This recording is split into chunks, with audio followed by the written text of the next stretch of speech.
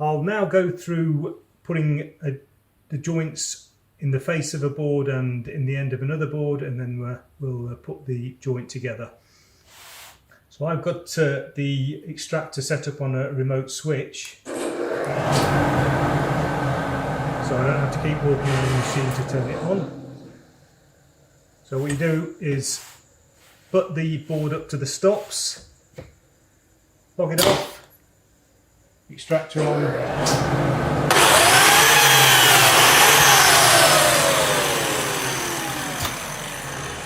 I'm also using a foot switch on the biscuiters. The jointer is now set up to do the end joint, so I've moved it to the end of the table and tilted it 90 degrees. So, same principle, push the board up to the stop, lock it off, turn the extractor on.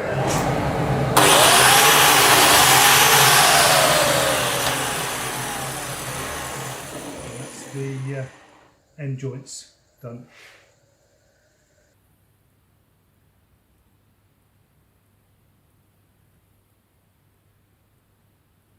So we'll see how well it fits now.